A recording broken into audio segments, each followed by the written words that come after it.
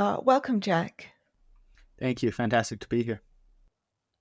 It's a great pleasure to have you here, even though I continue to be annoyed with you for not writing for Quillette. You need to I write for know. us. I know.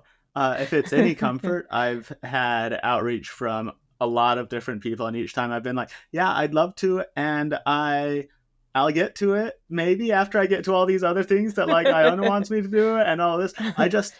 The reality is when I write, it is because I have this pressing urge to write something at that moment. And every time I try to like Mm. harness it and sit down and say, yes, I have a schedule, I have these articles. I have right now a backlog of 20 to 30 articles that I would love to sit down and write. And I just don't. So one day. Well, I'm really glad to hear that you are so much in demand because I have been extremely impressed by your work for a few years now, since you were doing the research for the Blocked and Reported podcast, Jesse Single and Katie Herzog's podcast, to which I'm also a subscriber. I'll put a link in the show notes there. And I have just noted that you are exceptionally meticulous, sort of autistically meticulous, and I mean that as a compliment. And also, just there is an extreme good faith. There's an assumption of good faith and a genuine interest in ideas, which feels to me like the kind of opposite of the problems that we're going to discuss, I think, later in this podcast, which is people who are interested in ideas mostly as um, who are interested mostly in the people behind the ideas and what they can pin on them, how they can discredit the ideas by delving into and getting dirt on the people. I think that's a major recurring theme here. And that is the absolute opposite of what you do, which is a very clear focus on the ideas themselves and a real celebration of freedom of thought. I'm a fan. Well, I appreciate that. Those are definitely values that I try to express in my work. And it's always gratifying when I hear that I live up to them to one extent or another. I do try. Yes, I'm glad to see that your work is becoming better known, you're becoming more popular, and that is heartening and very much needed. We just need to clone you now 1 million times. And I'm sure I'm sure, with your intelligence, I'm sure you can be onto that. Can get that done. Yeah, I've actually joked, especially with the rise of this recent AI, and I say joke, and it will become, I think, less and less of a joke as time goes on. That I will be delighted when the AI becomes good enough to take my corpus and just write more of what I have. Like, I don't, if it's a cheap knockoff of me, that's whatever. But if I could actually get something to sit down and write all the things that I intend to write and have it actually be my voice and my thoughts being expressed through something, I would welcome a team of clones. And if they're robot clones, if they're whatever, I would absolutely, you know, take joy in being the director of a team of here are all of my thoughts. I have plenty to say, much more to say than I actually do say most of the time. So Mm. So we're going to talk today about Wikipedia and the behind the scenes, the way that Wikipedia works behind the scenes, which is something of which I had absolutely no awareness before reading your article, and why it is so bad. And I just maybe I'll start by citing a couple of examples of places where people have noticed how unreliable Wikipedia can be when the topic under discussion is controversial in some way, and in particular where there is a progressive orthodox view and a different view. I won't even call it the dissident or heterodox view because it could be the view of the most people, but it's not the view of the most online progressive types. When there is a conflict like that, it seems that that's where Wikipedia articles, a couple of examples that I've seen recently, seem the most kind of striking in their inaccuracy, and two that one that you highlighted was the recent controversy regarding the Algerian boxer Imane Khelif, who is almost certainly uh, a, a person born male, um, wrongly identified as a female at birth because of the the unusual, atypical formation of her genitalia, which is to do with a specific disorder of sexual development from which he almost certainly suffers. And we've written an explainer in Quillette about that, which I'll put in the show notes as well. But the Wikipedia article manages to just dismiss all of that, and in a very mendacious way. Do you want to say a little bit more explaining that and how that works? Yeah, absolutely. Um, so the Wikipedia article on Imane Khelif is extremely careful in its wording and its phrasing and its presentation, and every word of it has been fought over, has been wrestled over by people who have very explicit motivations to paint a specific narrative. And the specific narrative that they want to paint is that this is a female boxer who has been subject to waves of misinformation and harassment about her gender that has led to all sorts of negative consequences, and that there is nothing whatsoever to the idea that there is anything beyond normal, like XX female with all of it. Now, for me, I have never really cared about. I've never really felt like women's sports is my fight personally. It's not something that I pretend to be an expert in. It's not something that I pretend to have a lot of a stake in. Um, and this fight in particular is one that seemed, it's something that only crossed my radar because it's the sort of thing that a lot of people were fighting about.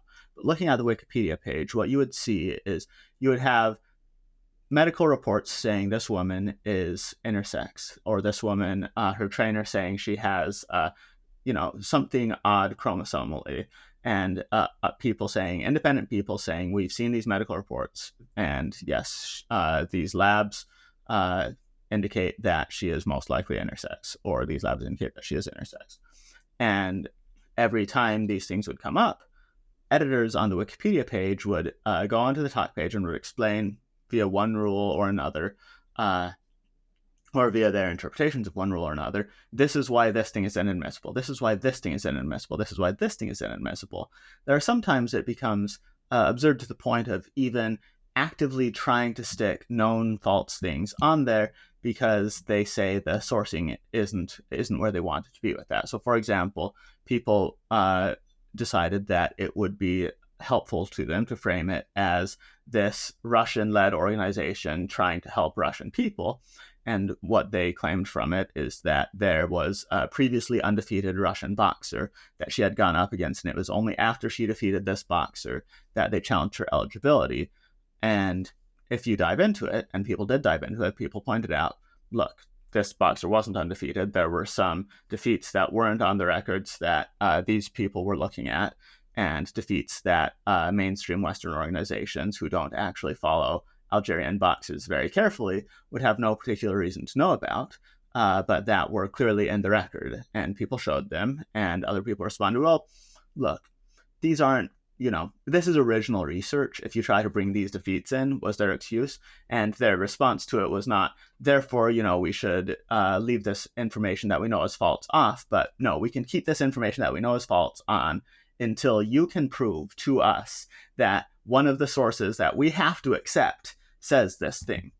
And it's it strikes me as a certain game for some people, where the goal is not, we want to catalog accurate information about this subject, but we have a particular vision in mind of the frame we want to put around this subject. And if someone wants to contest that vision, we have a set of rules that we are aware of that we will drag them through until either they give up or and go away, or until they have to escalate to someone higher than us. And no matter what, we will not concede. We will not, work together in a spirit of collaboration. We have a goal, and the goal is to keep the bad people and the bad ideas away from this article by any means necessary. So that's what happened with that article, and that's what happens with quite a few. Yeah, I noticed, one particularly annoying thing was that the article refers to misinformation about the boxer, and I can see people in those Wikipedia, in the internal Wikipedia comments, other editors commenting that there's no reason to characterize this as misinformation because Imane Khelif almost certainly did have a disorder of sexual development, and one of the editors defends the charge of misinformation on the grounds that there was misinformation that she was trans and she is not trans. And that is just such kind of, that is such misleading. It's not just nitpicking, but it's very misleading nitpicking. Right. Um, It's like no neutral party looking at it would say, yes, this is a clear and accurate description of what happened, that people going to it will get a clear understanding.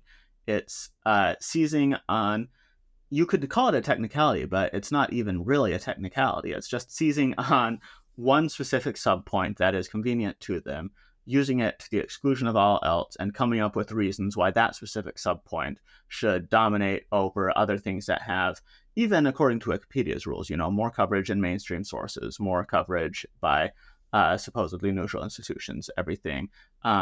They will, once people have these points, they will seize on them and they'll say, uh, any excuse that they can. If it's in a reliable source or a source that they would normally treat as reliable, they'll look and say, well, is the specific individual publishing in this source, have they published anything else that we would call unreliable, and therefore can we impeach them that way? Or is this source, can we find some other policy? And yeah, it's just a game of which policy can we find to defend what we wanted to do in the first place. So your long piece reliable sources is traces the internal workings of Wikipedia through one specific editor. And you talk about that article as so the editor is Wikipedia admin David Gerard. And you talk about that piece as a love story. You subtitle it a love story.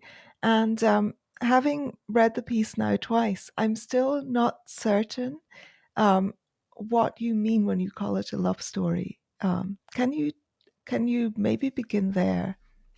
Yeah, absolutely. You know, I had been aware of David Gerard for a long time before I wrote that article.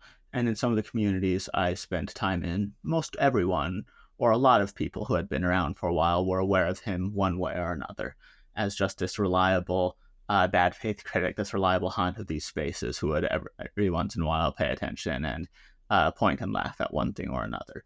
Mm. And I had always sort of seen him in that light as just someone who had always been this sort of bitter, cantankerous, um, I can say like a bad faith troll type of person, someone who just goes and attacks without like looking for any sort of conversation, without looking for any sort of common ground, anything like that, who just wants to cause trouble for people and just wants to mock people and just wants to like, you know, uh, spend all his time online mocking things he hates. And that's the vision I had of him.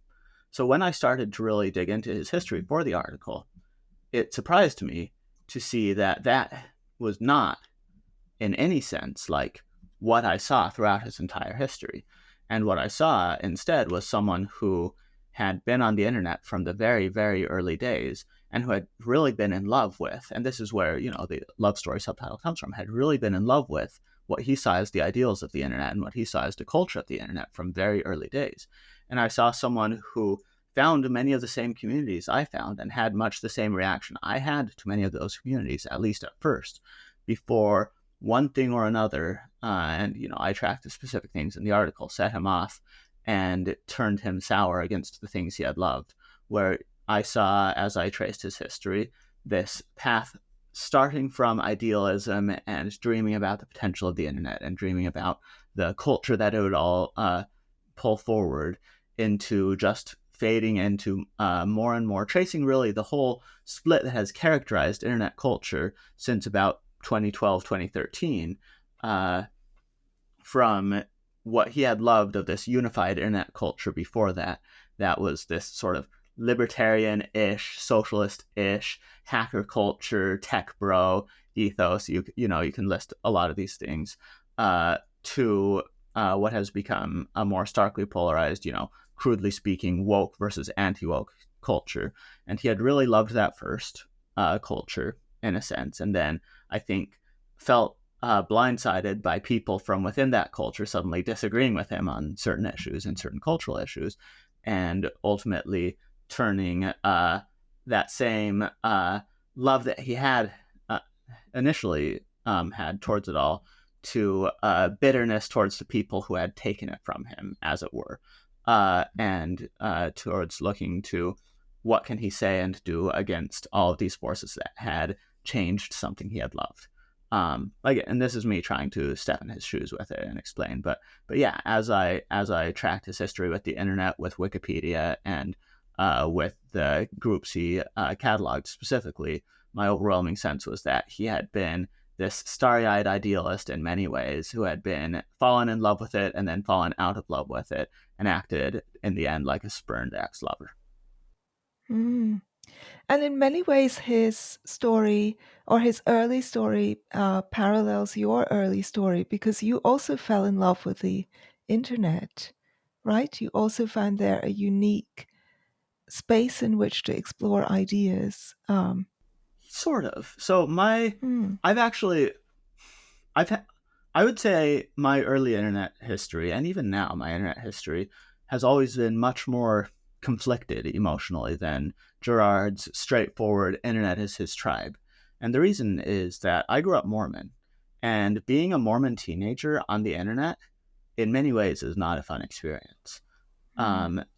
I grew up in Utah County, in suburban Utah County, with socially conservative values and believing in this religion and believing that basically everyone believed in this religion. It took until I was 10 or 11 before I started realizing, hold on, a majority of the world is not Mormon. And so when I hopped online, it uh, at on the one hand, early on, I'm realizing all the potential for it. Suddenly, I'm realizing here are people who share my interests. Here are other kids I can talk about Pokemon with, or can talk about math with, or can talk about all my nerdy hobbies with. And on the other hand, if I ever try to share my opinion on a social issue or something, if you go back and look at, and it's funny because having spent enough time on the internet, I can go back and look at my early history. You can find me going on anti-gay rants on a Pokemon forum when I was 13 years old, which for some reason people didn't respond well to that. I can't imagine why, but the upshot of it is that I experienced from a very early age this tension where I recognized this unified internet culture. I recognized this sort of set of unified internet values that Gerard and people like him had built. This fascinating world and this scary world and this, for me, many times combative world that didn't really understand and didn't really trust my values, and that I understood some of it and trusted some of it, but felt at odds with other parts of it. So for me, it was always kind of a hopelessly conflicted experience. Whereas for him, I think he had much more a straightforward acclamation to and love of the whole thing, which I think is what made it much more jarring for him. Whereas for me, when internet culture split, my impression of the split in internet culture, which came as I was coming of age, was basically, okay, now a lot of other people who were in this sort of edgy atheist cohort are starting to realize what it felt like to be on the outs of internet culture, and they don't like it. Mm, But mm. it felt very familiar to me at that time. I was like, yeah, this is what my experience online has been.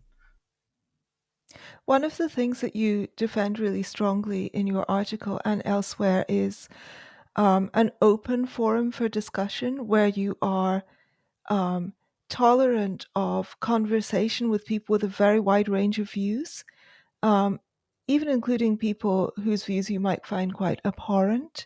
And some of that, I guess, came from your own experience of um, places where you did feel more welcome to state your views, even though there was disagreement between you and the people you were talking to. Um, do you want to talk a little bit about your history with Less Wrong and the Rationalists? And then maybe let's go to David Gerard's history with them. Yeah, absolutely. It's funny. My early history with Less Wrong and the Rationalists was not exactly these are my people. Um, Mm. it was so David Gerard was in charge of, or was one of the people heavily involved with a website called Rational Wiki. That was sort of a space for like left liberal skeptics. And Less Wrong and the Rationalists, despite the similar name to Rational Wiki, was a fairly different cluster of people. But in the back when internet culture was unified, the two had many similar targets and many similar interests, similar sort of skepticism. But the Less Wrong, broadly speaking, was a group blog primarily written by Eliezer Yudkowsky, talking about basically the art of human rationality. And as a teenager who fancied myself a skeptic and fancied myself rational, I gravitated towards it and loved a lot of the stuff on it. Enjoyed a lot of the stuff on Rational Wiki also, actually. I learned about both of them as a teenager and sort of clung on to them, but felt put off from both, actually, again, because of religion. Because they were extremely anti-religion at that time, and at that time, religion wars were really fashionable. Just arguing about it constantly, and I wasn't prepared, I would say, as a young teenager, to defend Mormonism against a lot of much more experienced and much more hardened atheists. And I wanted to think I was prepared, and I wanted to think I had good arguments, and I didn't really, but I was trying, I was earnest. And so I actually ended up bouncing off of them early on before much later, after I stepped away from Mormonism, coming back in through the back door, finding basically the comment sections of Scott Alexander's blog, who is a writer who became the most prominent writer in the rationalist community after Eliezer Yudkowsky stopped writing as much. And there I found people were much more open to just having earnest conversations with anyone who showed up and tried to be earnest. And that space was the first time online that I would say I really felt at home in a community, where I really felt I could try to think through difficult things and think through difficult topics without worrying that my thinking through it would be met by people just looking to yell at me. And in part, in addition to that, in part, my tolerance for this sort of thing stemmed from, as I stepped away from Mormonism, knowing what it had felt like to come across anti-Mormon material, to come across ex-Mormons, to come across people who hated Mormonism.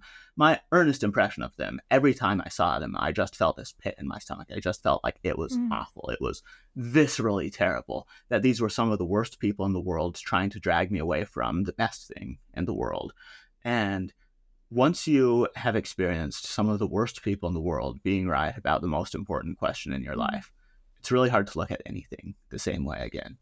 And it's made it very clear to me the value of having spaces where people can talk about even extremely sensitive, extremely controversial things and sharing even abhorrent viewpoints, because that was necessary for me.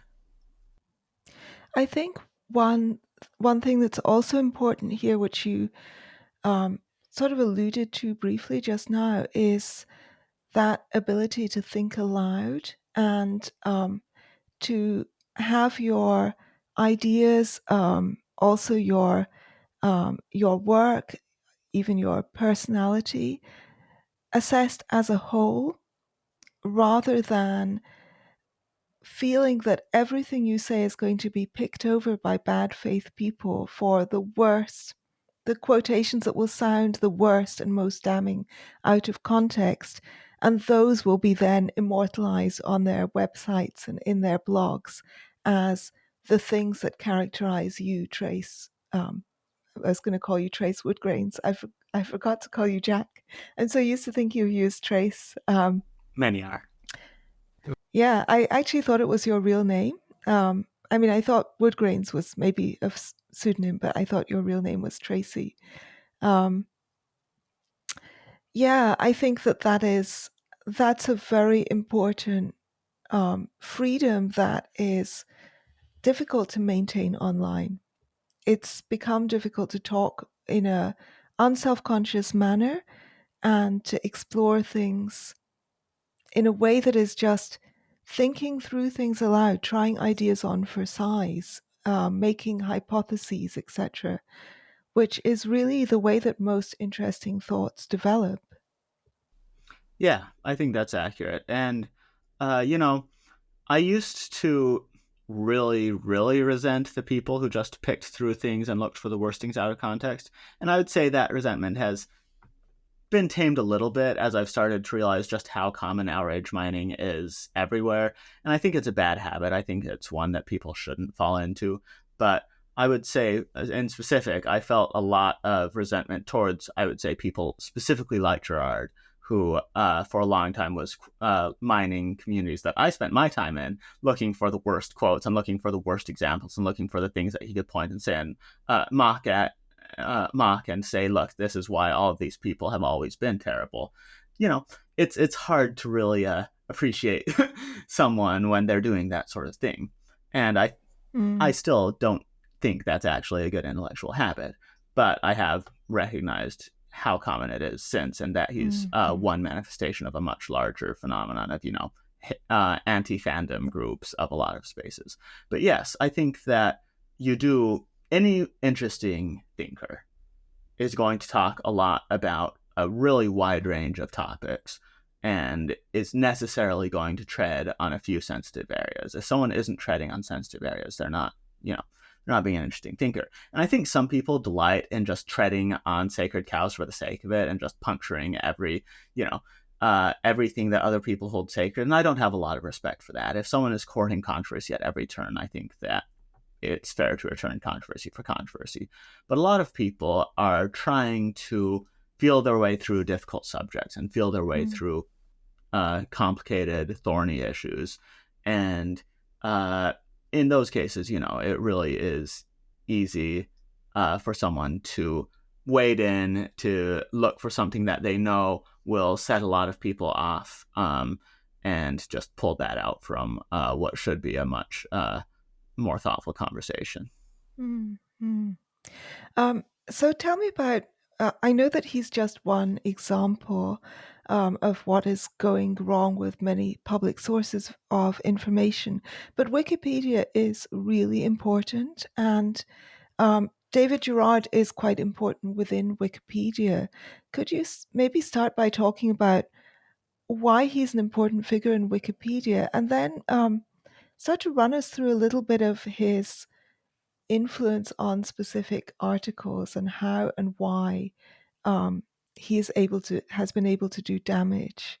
Um, Yeah, absolutely. David Gerard is so well. I had recognized him as just this, like I said, as this troll who haunted spaces that I was aware of. He had a much longer history than that, from fighting Scientologists in the early days of the internet on Julian Assange's website, to editing or to running some of the early shock sites on the internet, to becoming one of the first administrators of Wikipedia. Now, Wikipedia has many volunteer administrators. It's not like he's one of a small crew of like a couple dozen or anything. But he was one of the people who received additional trust and privileges pretty early on in the Wikipedia years. I believe in the first couple of years of the site's existence, he started receiving these privileges. Pretty early on, he became the volunteer spokesman, media spokesman for Wikipedia in the UK, and he has maintained his admin role since then and is one of the most active editors on the site with well over 200,000 edits to his name. Um, and for a long time, I would say most of his edits, you could point to, and I do in my article note, a couple of early instances where people would say maybe he abused this discretion. He was careless in administering in this way, or made things unnecessarily personal with this person, tried to dox this person, whatever, things like that. Um, But by and large, in the early years, you can see, he was in the trenches making a lot of just good faith edits. So one specific example that I cite in my article is the article for Mozilla, former Mozilla CEO Brendan Eich, who now has made the Brave web browser and who was formative in a lot of early internet infrastructure things, including, I believe, JavaScript. Anyway, he was the person who initially made the article for Brendan Eich. And at the time, Ike was a relatively non-controversial CEO or a non-controversial tech guy who was making important contributions in that world. In around the 2008 gay marriage dispute in California, Brendan Eich donated, I believe, $1,000 to the anti-gay marriage side of that. And from that point, he became really, really unpopular with a lot of liberals and a lot of progressives on the internet, particularly as the gay marriage dispute became one of the most heated things, one of the most heated ones during that time before we were able to secure gay marriage. And during that time, I believe around, I would have to double check and I don't have it in front of me, but I believe around 2012, Gerard started really trying to highlight this donation as the core of who Brendan Eich was on his Wikipedia page. So this article that he had, initially made, and this is one thing I want to emphasize. He's not the sort of person who comes in after a lot of work has been done and tries to take over an institution from the outside. He was there the whole time, and he was doing a lot of the normal good faith work the whole time. And suddenly he takes over this article and says, how much can we highlight this anti-gay marriage donation? And he tries to put a little info box towards the top of the page that says known for, and he tries to avoid saying Ike is known for any of his technical contributions, but instead that he's known for being anti-gay marriage, again, because of this one donation that he made at one point, instead of his major contributions to several major tech things. And he defends this for years and pushes this for years and guards the article for years, as he does with many of his articles, just trying to put anti-gay marriage as the core thing that people would associate with Ike. And there were others there with him, but that was one of the big things he did.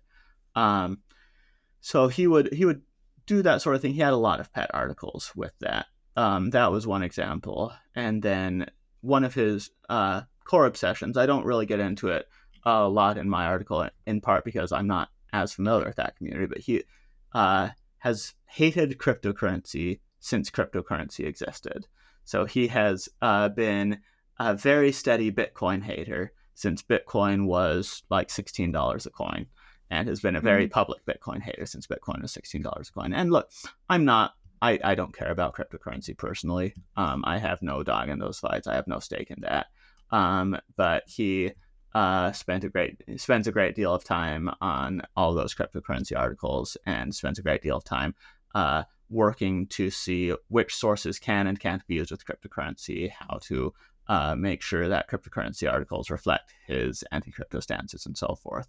And that's another space that he's spent a great deal of time in. And then another area of fascination for him was the community that we were alluding to in the past, rationalism. He ran his website Rational Wiki. The rationalists ran less wrong. He participated there for a while, was friendly for a while, and then had a falling out, and specifically decided that he wanted to associate them with the online far right, the neo-reactionaries who were just spawning at that time. And specifically, he wanted to put forward the claim that neo-reaction had originated on Less Wrong. Even though the core neo-reactionary blogs, so Mencius Moldbug, now going by his real name, Curtis Yarvin, had started, before the blog Less Wrong even started, he had started Unqualified Reservations, which is the origin point of this ideology, neo-reaction, if in as much as it has an origin point.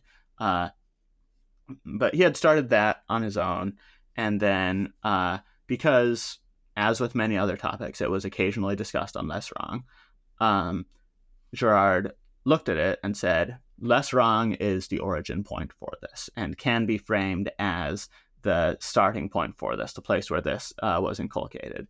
And So he wrote both on Rational Wiki, where he had much more editorial discretion and could say basically whatever he wanted, and then to whatever extent he could on Wikipedia, he would look for ways to insinuate that specific connection and to, in every way he could, link those 2 points in Wikipedia articles. So those are some examples of the changes that he would make and the reasons he would make them. Mm-hmm. Mm. One of the things that I discovered reading your article is just how much he gatekept specific articles in Wikipedia, and um, how much monitoring and how much work that took. That he would go back into an article, he would place something within an article, somebody else would remove it, he would go back in and replace it, would get removed again, he would replace it again, and vice versa. Also, he would remove things, people would replace them, and he would remove them again. And he would do this multiple times on the same article, and in some cases making, um, I think, maybe I'm exaggerating if I remember it being hundreds of changes to a few specific articles. And the kind of, um, he was fighting a kind of war of attrition with people, it seems. He just had the time and the patience and the dedication to spend his life doing this kind of stuff. I was really reminded of the Harry Frankfurt's law of bullshit, the asymmetry of bullshit, that it takes so much more time to debunk bullshit than it does to produce it. But it also takes it's there's a kind of um, natural bias in sites like Wikipedia towards the people who are the most bloody minded and who have the most time on their hands or are willing to devote the most time to this stuff. And it does mitigate against normies. Um, and I think that is a wider problem within uh, institutions, that people who have a grudge or people who are obsessives have more control than have an outsized amount of control because they're just the ones who can put in the time. Not that being a normie is necessarily a good thing, and not that being an obsessive is necessarily a bad thing. Like, you are an excellent obsessive, um, and a very valuable non-normie, but there is there is this kind of bias in that direction. Is that fair to say? Yeah, there's this article that I really appreciated that was written some time ago, where the headline basically explains the thesis. Most of what you read on the internet is written by insane people. Where the most people don't comment that much on the internet. The people who comment a lot on the internet are an unusual sort. They're a very self-selected, very particular group. And on every site, you're going to have a very few people, a much smaller portion than actually use the site, will be the active contributors and will be the serious contributors to it and will contribute the vast majority of the actual points on the site. And so when you have someone like Gerard, who has spent 20 years editing Wikipedia and who does it passionately and has done it passionately all that time, and who is willing to sit down and get in an argument, get in a knockdown fight over any one thing, it's a powerful force, and most of what happens on the internet is driven by forces like that.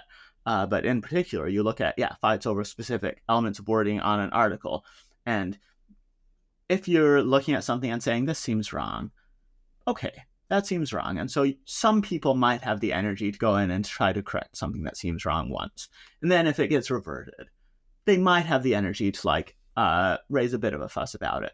But do they have the energy to learn every Wikipedia policy that someone is going to throw at them, to throw those policies back at that person, to escalate when the person inevitably just calls for escalation and says, look, I'm not changing, so either you're going to escalate this or you're going to drop this? Do they have the energy to escalate that, to meticulously document everything that will demonstrate why it's justified to escalate it and push it through for hours and hours and days to make one small change, how many people are actually going to have the energy for that, to contest something to that length? And so, yes, purely by nature of that sort of environment, whoever is most persistent and whoever is most dedicated to watching something will have an outsized impact on that thing and will have a great deal of control, independent of what the actual structure of the rules say, and as much of what independent of what the structure of the rules intends.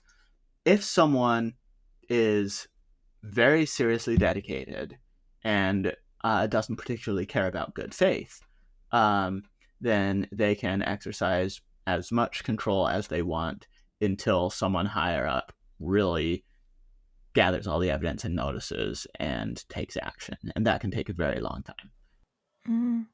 Because even gathering the evidence is time consuming, and even reading through the evidence is time consuming.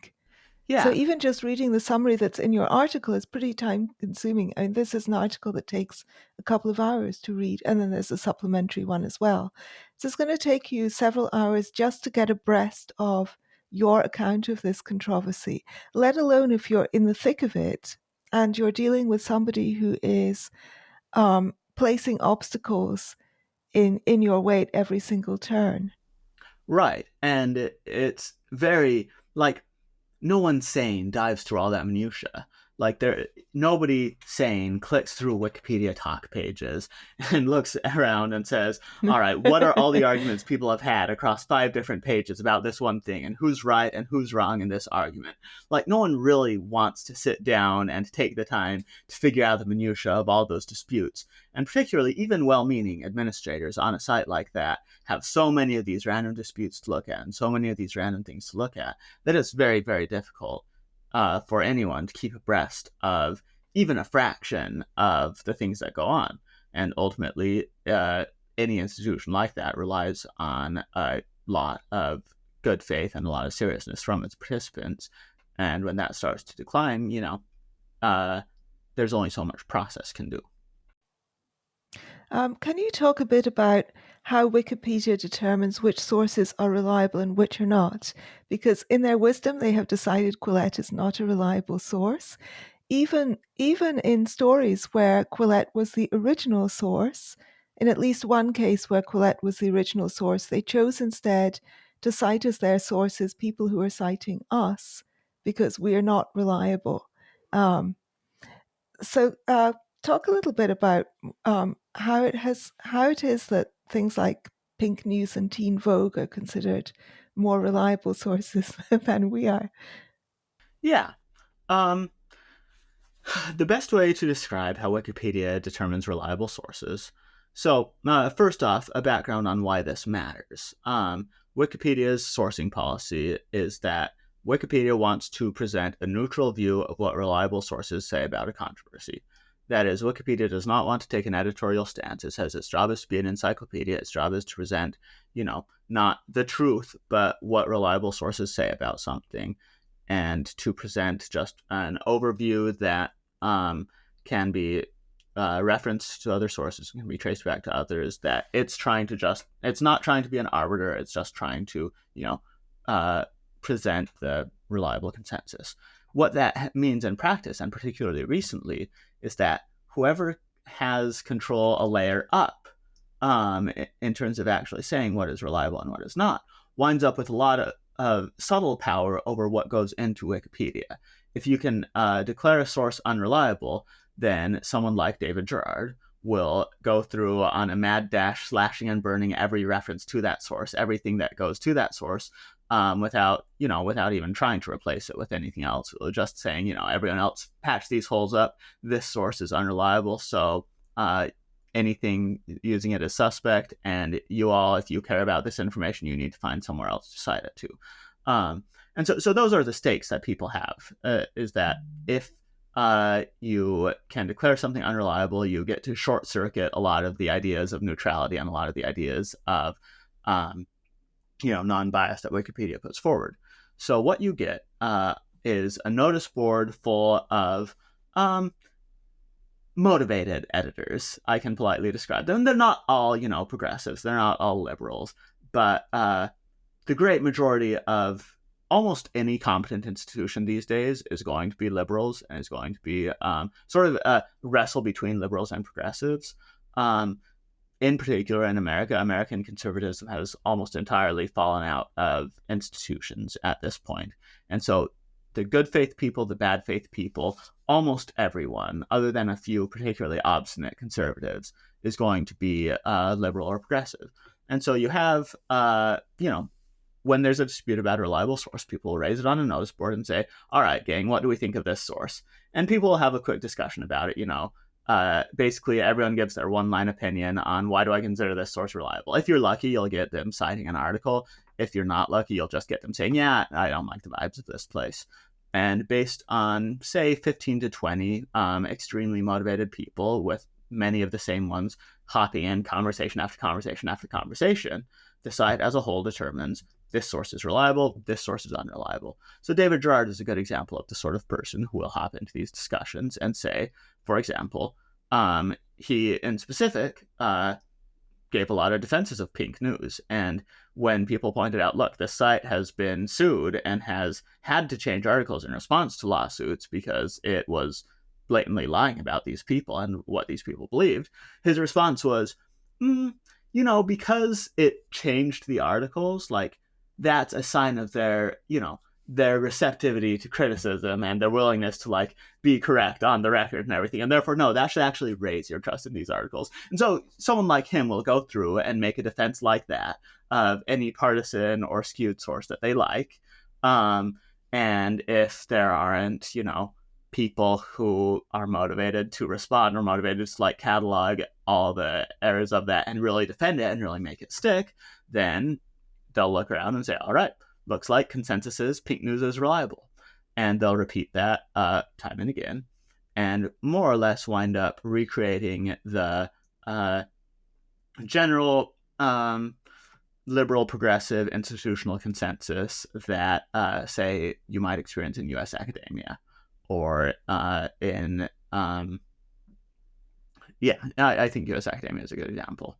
And yeah, basically, if that crowd likes something, it's in as a reliable source. If that crowd doesn't like something, it's out. If that crowd really doesn't like something, then it flat out cannot be referenced on Wikipedia at all. And Quillette isn't quite at that stage, but a lot of people are pushing it to be at that stage.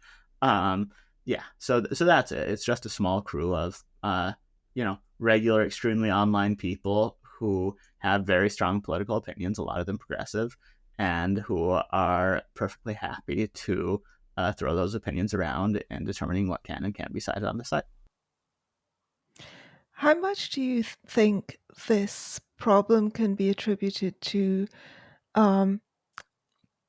the kind of viewpoint monoculture that's developed among more respectable institutions, part of which can be perhaps ascribed to what Richard Hanania has called the right stupidity problem?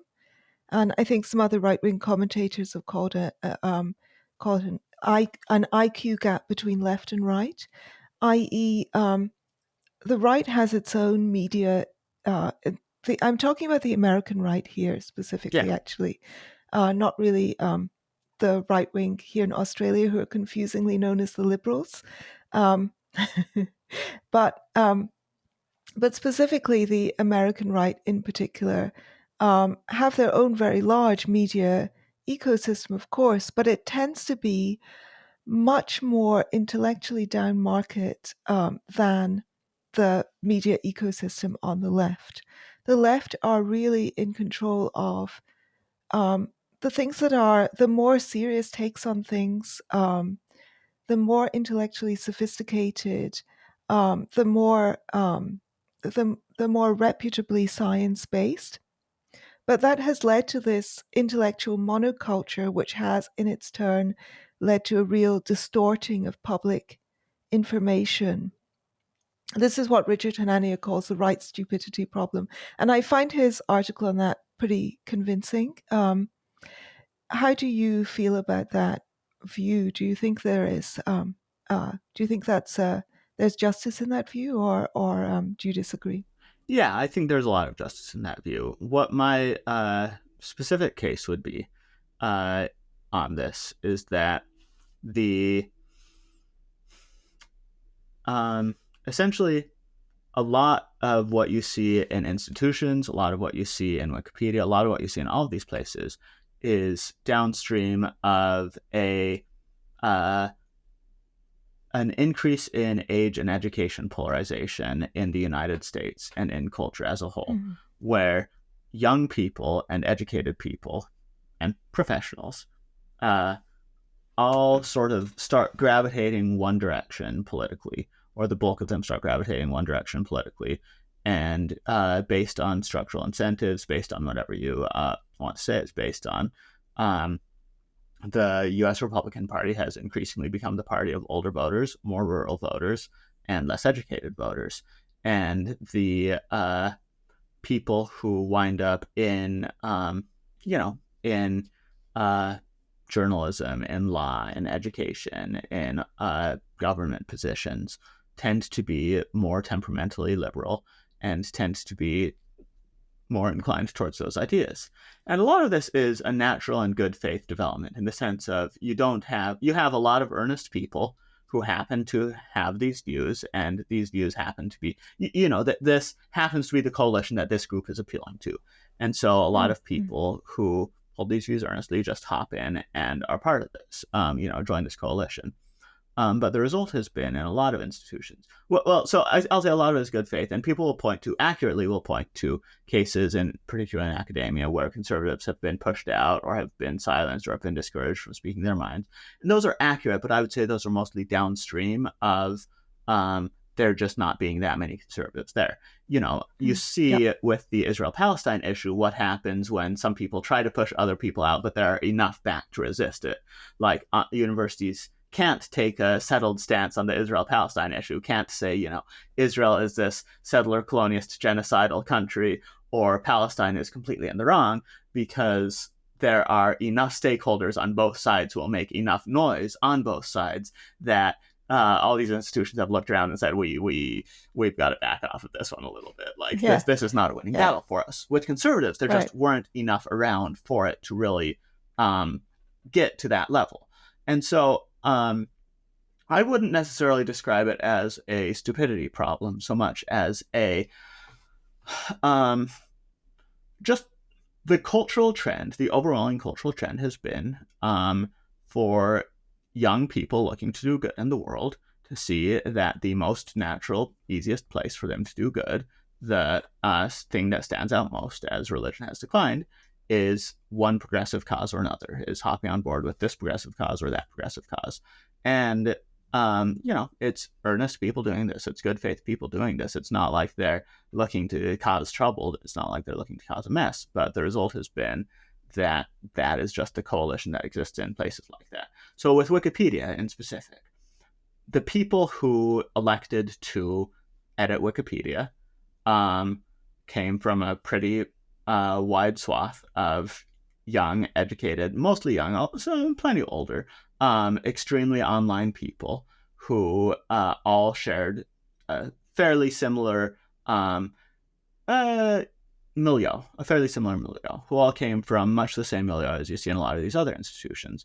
And so back when there was less overt, explicitly political polarization in culture, this worked pretty well, and they were able to edit a lot of articles to develop, in line with what broader educated culture said. And as educated culture has become more and more polarized and has become more and more divided, and as more and more conservatives have fled that culture, and as that culture has fled conservatives more and more, the natural outgrowth of that has been that some of these people remain very much good faith, very much earnest, and even in a sense disappointed that there aren't more educated conservatives around to push back and to press and to really stand their ground with that.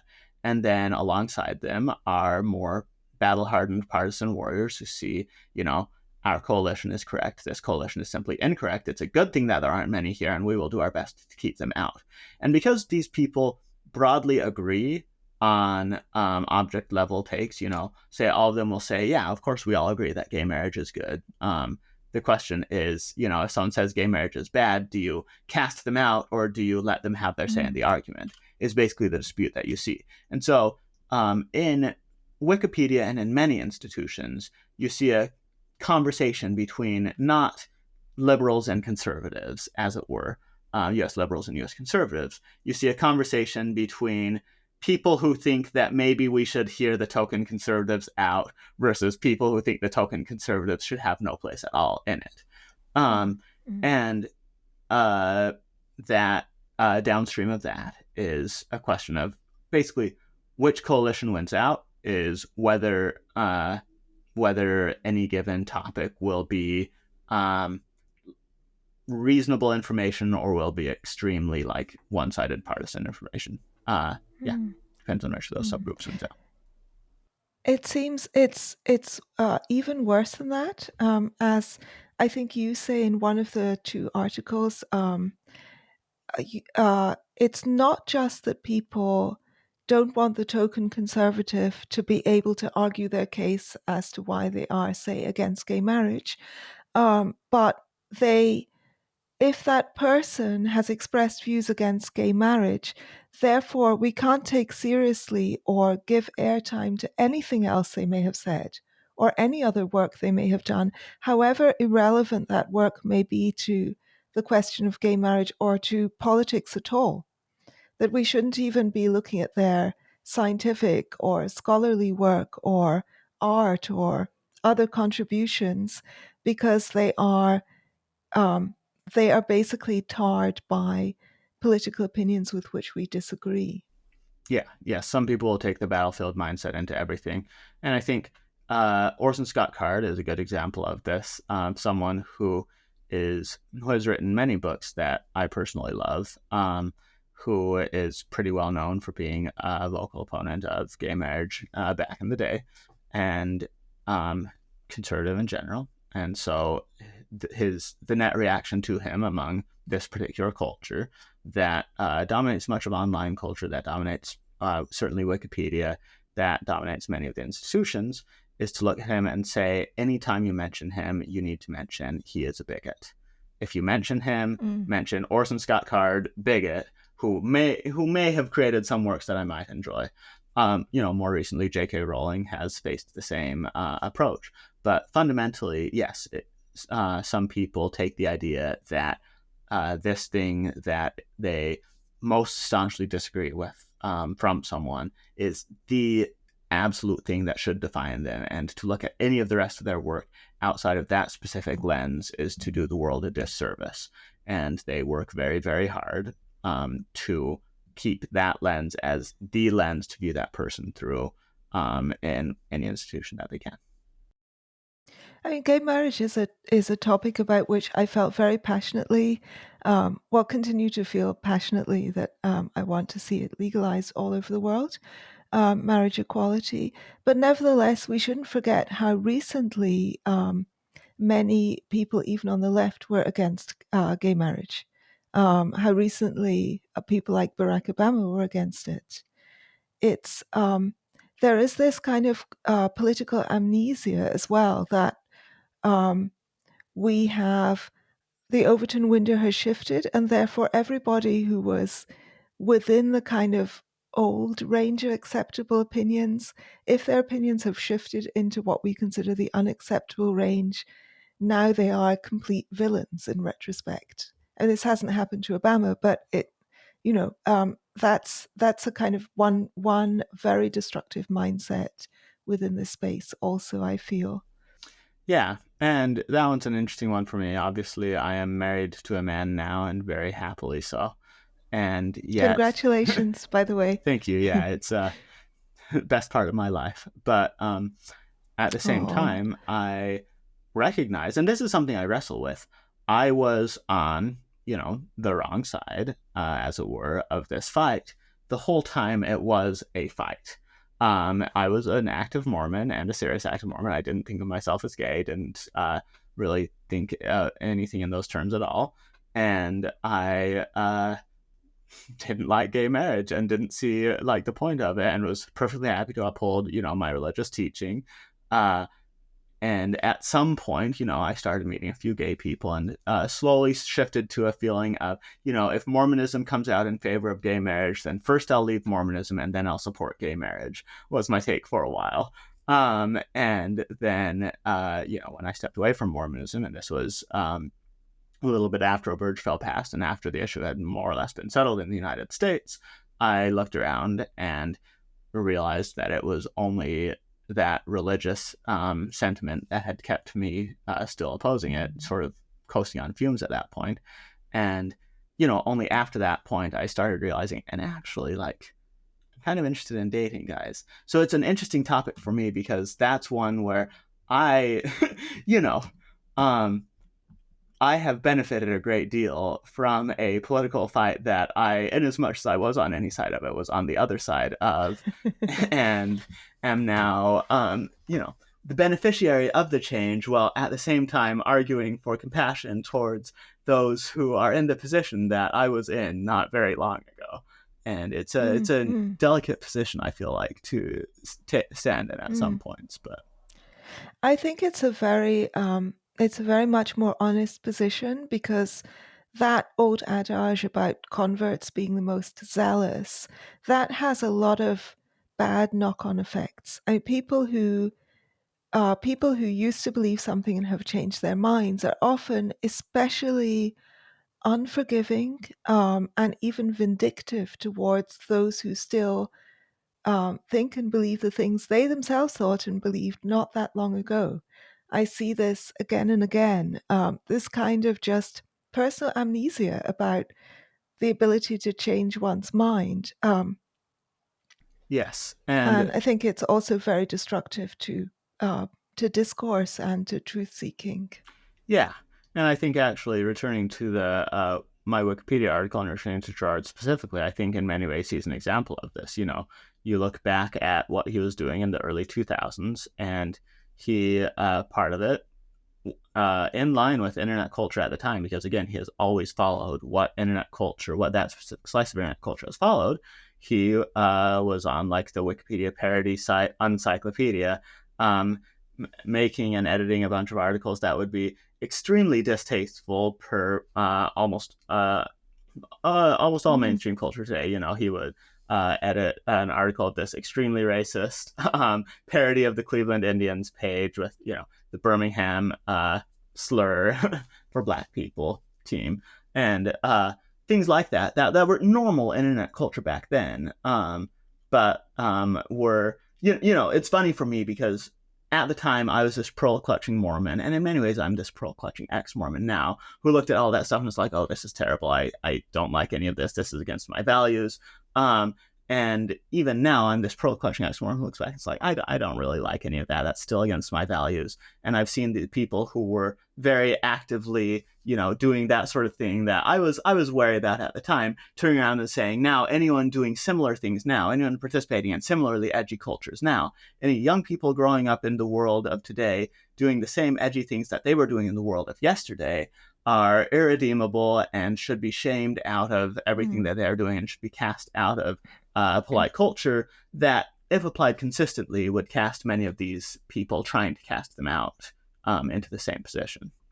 And Mm. Yeah. yeah, I've always, uh, I've never had a lot of sympathy for those people. So, Jack, I'd like to ask you perhaps a couple of questions that I've had from Twitter. Yeah, So, one person asked, this is Walter Plinge, he asks, when Wikipedia started, I laughed at it because I thought it would immediately descend into chaos. But I was very wrong and it avoided chaos for a long time. How did Wikipedia achieve this? it's a good question. And despite my article, I'm not actually an expert in the early days of Wikipedia and why it succeeded while a lot of others failed. But I think part of the answer is the same reason a lot of online sites succeeded, which is there are a lot of passionate amateurs in the world and passionate professionals in the world who are very happy to donate their time, their talents, and energies to doing interesting things if they see a place where that will be rewarded. And so Wikipedia did a good job rewarding people for putting in effort and rewarding people with knowing that other people would read their work, would care about the work, would be interested, knowing that they were informing others. It harnessed people's goodwill towards high ends. And if you can capture that lightning in a bottle, and Wikipedia did capture that lightning in a bottle, you can go very far with it, because most people most of the time want to do decent things. People, there are, I think, not nearly as many quote unquote bad faith people in the world as a lot of people fear. And in particular, if you're devoting your time, talents, and energies to something, most of the time, if you're doing it, there will be vandals, there will be careless people around, but you can build structures that harness mostly good faith. And I think Wikipedia just had the right incentives in place to say, look, here's a Wikipedia, or here's an encyclopedia if we can keep it. So let's all do our part and work together to create this treasure of knowledge. And a lot of passionate people dove in and said, sure, let's try that. So quite a lot of people are asking in the Twitter comments how this trend that's represented by someone like David Gerard can be reversed. What we can do to improve and save Wikipedia. It's a good question. So after my article came out, there was a little bit of talk about it on Wikipedia. There was, quite a bit of buzz in general, but on Wikipedia, the basic results of conversations about it, one person brought it in a style that was not really in line with Wikipedia's style and just said, I have all these alarming things about this editor. What are you guys going to do about it? And at first, an overzealous admin banned that editor and was like, this is, we don't need any of this. And then people stepped in and said... Sorry, they banned David Gerard? No. They banned the editor who came in and raised this thing. And, okay. And to be clear, the person raised it in a style that was not, in line with Wikipedia's house style and was a little bit alarmist. Okay. But pretty immediately, a lot of other editors started jumping in and saying, hold on, you guys have jumped the gun here, and it is important to allow criticism of our side. It's important to take these things seriously. Yes, this person didn't present it in the way that we would want it presented, but you do need to be fair to this. You need to be serious about this, and let's unban this person. Let's not jump so quickly into things. And I saw a lot of good faith admins, good faith editors talking about this with that, but a lot of serious people. And then another discussion spot with it, people stepped in and just kind of discussed the article. One of the admins who I mentioned in the article actually as being very much aligned with Gerard stepped in and threatened the person who posted it in this other place and told them to stop casting aspersions at Gerard. And then when the person they were mentioned in the article, they're like, you need to strike that from this right now. You're casting aspersions at me also. This is not allowed. And, just throwing their weight around. And so you had that, but you also had other admins and other editors looking and saying, there's something here. This is something that is worthwhile. Ultimately on Wikipedia, nothing much happened from it. And the reason in part is that the main disciplinary action that, was obviously necessary from the article had already happened when he had been topic banned from a lot of the topics that he was most contentious in. But the other part of it was that nobody was sitting down and, per Wikipedia bureaucracy going through and saying this edit and this edit and this edit and this edit and this edit and this edit tell this specific story that should lead to this specific outcome. Nobody wanted to sit down and go through all that procedural stuff. And in general, the answer to how can institutions like this be corrected, how can things change, it is purely a matter of the culture of the people going into them. No one person going in is going to make a massive difference, but it's it's a question of if someone is good faith and serious and earnest and cares about this institution. With Wikipedia and with a lot of institutions, there is plenty of room to do good things in them. It is not that people are barred by fiat from doing anything at all useful, although there are certainly people manipulating some rules. There are certainly people raising some barriers, certainly people causing some trouble. There are a lot of earnest people in them, and institutions are determined. The shape of institutions is determined by the shape of the people going into those institutions and making their voices heard in those institutions. So my answer is a lot of it's just downstream from culture. The reality is that the current culture that dominates institutions is liberal progressive culture, And, you know, people, I think a lot of the listeners of this will find parts of that culture agreeable, parts of it very disagreeable. But the reality is that until, as much as I'd like to say, oh, the great majority of people are on my side about a lot of things, I don't think that's true. I think that a lot of people share my instincts in vague terms, but there is not an ordered cultural force putting those instincts to a voice that leads to the sort of large group of people going into institutions necessary to make things happen. And unless there is a sort of organized cultural force doing that sort of thing, then I don't really, I can't really even complain that the institutions aren't on my side, as it were, or aren't like operating according to my values. You just need to convince people. You just need to actually do the hard work of convincing and organizing people according to the values that you care about. And if people are being organized and convinced by values alien to yours, then yes, of course, the institutions that they go into are going to are going to act in ways that you disagree with. The only real solution to it is just better cultural organization, better cultural messaging, and taking the problem seriously. Mm.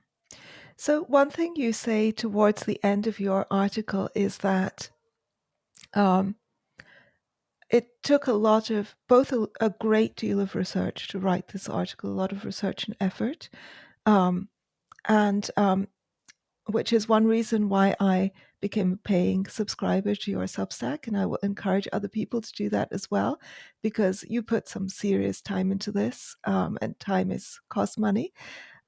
But the other thing is that you have, by writing this article, you have risked making a serious enemy of someone who has a history of being extremely obsessive. I would say, by all accounts, vindictive, and who has access to a very public website where people who want to find out things look things up.